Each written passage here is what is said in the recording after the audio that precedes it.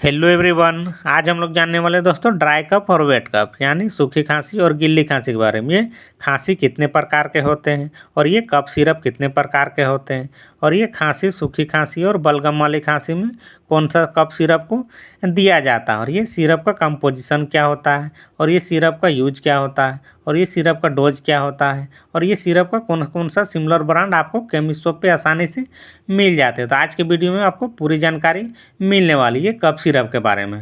तो चलिए सबसे पहले समझते हैं टाइप ऑफ कफ यानी खांसी कितने प्रकार के होते हैं दोस्तों। जैसे देखिए दोस्तों, खांसी दो प्रकार के होते हैं जो कि ड्राई कफ और वेट कफ। जो कि ड्राई कफ होता है जो बिना बलगम वाला खांसी होता है और जो वेट कफ होता है जिसमें बलगम वाली खांसी को वेट कफ बोला जाता है दोस्तों। तो चलिए सबसे पहले समझते हैं ड्राई कफ के बारे में यानी सूखी खांसी के बारे में यानी बिना बलगम वाली खांसी के बारे में, जो कि नॉन प्रोडक्टिव ही कफ होता है दोस्तों। जो कि ये एलर्जी के कारण हो सकता है या आपका पोल्यूशन के कारण हो सकता है, यानी आपका डस्ट के कारण ये आपको खांसी का प्रॉब्लम हो सकता है, या आपका ड्राइनेस के कारण हो सकता है, या आपका थ्रोट आपको इरिटेशन के कारण आपको खांसी का प्रॉब्लम हो सकता है दोस्तों, या आपका बैक्टीरियल इन्फेक्शन के कारण आपको खांसी का प्रॉब्लम हो सकता है, या आपका वायरल इन्फेक्शन के कारण आपको सूखी खांसी हो सकता है दोस्तों।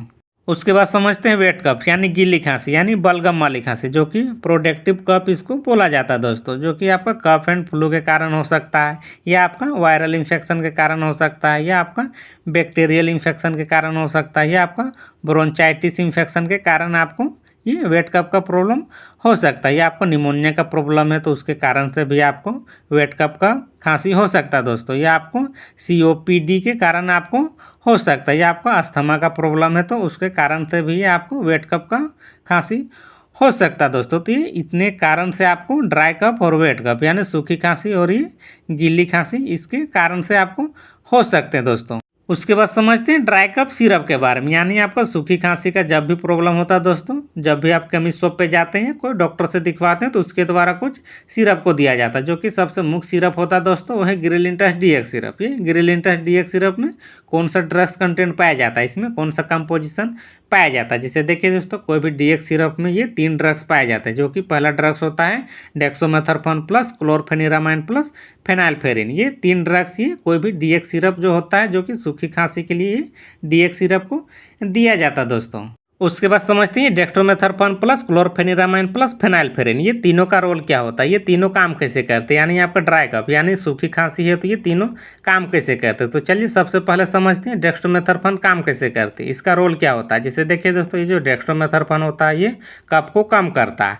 उसके बाद समझते हैं क्लोरफेनिरामाइन, ये क्लोरफेनिरामाइन ये काम कैसे करती है। जिससे देखिए दोस्तों, ये जो क्लोरफेनिरामाइन होता है वो एंटीहिस्टामिन प्लस एंटी एलर्जिक, जो कि आपको ट्रेड रनी नोज प्लस स्नेजिंग, आपको नाक से पानी आना या आपको छींके आना या आपको आंख में आंसू भर जाना, इसमें chlorpheniramine plus brompheniramine plus fexofenadine plus loratadine plus cetirizine plus levocetirizine ये सारे मेडिसिन को antihistamine plus anti allergic medicine बोला जाता है दोस्तों। जो कि आपको नाक से पानी आ रहा है या आपको छींके आ रही है या आपका आँख में आंसू भर जा रहा है तो ऐसे प्रॉब्लम को ये रोकने के लिए एंटीहिस्टामिन मेडिसिन को दिया जाता है। उसके बाद समझते हैं फेनाइलफेरिन, ये फेनाइलफेरिन काम कैसे करते हैं। जैसे देखिए दोस्तों, जो फेनाइलफेरिन होता है ये ट्रेड नोज ब्लॉकेज यानी आपका नाक जाम हो गया, यानी सर्दी खांसी के कारण आपका नाक जाम हो जाता है तो उसको ये खोलने में बहुत ही ज़्यादा मदद करता है दोस्तों। तो ये तीनों के बारे में समझ गए हैं, तीनों काम कैसे करते हैं यानी डेक्स्ट्रोमेथासोन प्लस क्लोरफेनिरामाइन प्लस ये फेनाइलफेरिन ये तीनों का रोल समझ गए, ये काम कैसे करती है और ये खांसी को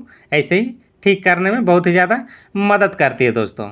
उसके बाद समझते हैं ये सिरप का कुछ सिमिलर ब्रांड के बारे में, यानी आपको ये सिरप नहीं मिलता है तो इसका जगह पे आप दूसरा सब्स्टिट्यूट सिरप ले सकते हैं, जिसमें आपको डेक्सोमेथासोन प्लस क्लोरफेनिरामाइन प्लस फेनाइलफेरिन ये तीनों ड्रग्स होना चाहिए, उसको आप सब्स्टिट्यूट के तौर पे ले सकते हैं दोस्तों। जिसमें आपको एम्ब्रोलिप DX सिरप हो गया या जेडेक्स सिरप हो गया या ब्रोजेडेक्स सिरप हो गया या आस्ताकाइन DX सिरप हो गया या आपको लिंकोटस DX सिरप हो गया या बेनाड्रिल हो गया या टोरेक्स हो गया या आपको एस्कोरिल D+ सिरप हो गया, ये कोई भी सिरप आप ये ले सकते हैं इसका सब्स्टिट्यूट के तौर पे।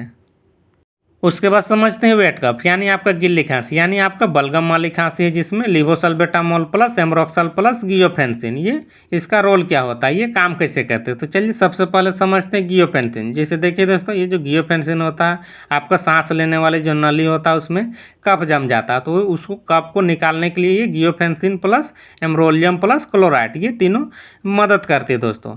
उसके बाद समझते हैं ये लिवोसल्बेटामोल ये काम कैसे करते हैं। जैसे देखिए दोस्तों, ये जो लिवोसल्बेटामोल होता है, आपको लंग्स में जो कफ जमा हो जाता है उसको ये निकालने के लिए ये लिवोसल्बेटामोल प्लस टेरबुटालिन ये तीनों मदद करता है, यानी आपका लंग्स में कफ जम गया तो उसको ये निकालने के लिए मदद करता है दोस्तों। उसके बाद समझते हैं एमरोक्सल, ये एमरोक्सल काम कैसे करते हैं। जैसे देखिए दोस्तों, जो एमरोक्सल का रोल होता है दोस्तों, जैसे आपका आवाज़ भारी भारी आ रहा है या आपका आवाज़ घरघराहट टाइप से आ रहा है, तो उसको ये ठीक करने के लिए एमरोक्सल ये बहुत ही ज़्यादा इफेक्टिव होता है दोस्तों। तो ये आज समझ गए सल्बुटामोल प्लस एमरोक्सल प्लस गियोफेंसिन ये इसका रोल क्या होता है और ये काम कैसे करती है, यानी ये वेट कप में ये कैसे काम करती है और ये वेट कप को कैसे ठीक करती है। उसके बाद समझते हैं ये सिरप का कुछ सिमिलर ब्रांड के बारे में, यानी आपको ये ग्रिलिंटस एलएस सिरप नहीं मिलता है तो इसका जगह पे आप कुछ दूसरा सब्स्टिट्यूट सिरप ले सकते हैं, जिसमें आस्थाकाइंड एलएस सिरप हो गया या ब्रोजेडेक्स एलएस सिरप हो गया या एमरोडिल एलएस सिरप हो गया या आपको लिंकोटस एलएस सिरप हो गया या आपको एस्कोरिल एलएस सिरप हो गया। ये कुछ आप सिमिलर ब्रांड का कोई मेडिसिन आप ले सकते हैं, जिसमें लिवोसल्बेटामोल प्लस एमरोक्सल प्लस गियोफेंसिन ये तीनों ड्रग्स होना चाहिए दोस्तों, उसको आप सब्स्टिट्यूट के तौर पे ले सकते हैं दोस्तों। उसके बाद समझते हैं सिरप का डोज के बारे में, यानी ये सिरप को एक दिन में कितना बार दिया जाता है और कितना ml दिया जाता है। जैसे देखिए दोस्तों, चाइल्ड है तो उसको 5 ml BD दिया जाता है, यानी दिन में 2 बार ये सिरप को दिया जाता है। 5 ml सुबह, 5 ml रात ये सिरप को दिया जाता है। खाना खाने के बाद ये सिरप को दिया जाता है दोस्तों। और एडल्ट है तो उसको 10 ml BD दिया जाता है, यानी दिन में 2 बार ये सिरप को दिया जाता है। 10 ml सुबह, 10 ml रात, इसको आफ्टर फूड यानी खाना खाने के बाद ये सिरप को लिया जाता है। अगर ज़्यादा खांसी है तो उसको TDS भी दिया जाता है, यानी दिन में 3 बार भी ये सिरप को डॉक्टर के द्वारा दिया जाता है दोस्तों। 10 ml सुबह, 10 ml दोपहर, 10 ml रात, ये तीनों टाइम आपको खाना खाने के बाद ये सिरप को लेना होता है दोस्तों। तो आप आज समझ गए दोस्तों ये ड्राई कफ और वेट कफ के बारे में। अगर ये वीडियो आपको इन्फॉर्मेटिव लगा होगा तो वीडियो को लाइक करें और ज़्यादा से ज़्यादा शेयर करें। अगर आप चैनल पे पहली बार आए हैं तो चैनल को जरूर सब्सक्राइब करें और बेल आइकन का बटन जरूर दबाएं, ताकि इस चैनल पे जो भी मेडिसिन से रिलेटेड वीडियो अपलोड हो सबसे पहले नोटिफिकेशन आप तक पहुँच जाए और आपको इसी तरह मेडिसिन की जानकारी मिलती रहे। चलिए फिर मिलते हैं नेक्स्ट वीडियो में नेक्स्ट मेडिसिन के साथ। आपका दिन शुभ हो। जय हिंद, जय भारत।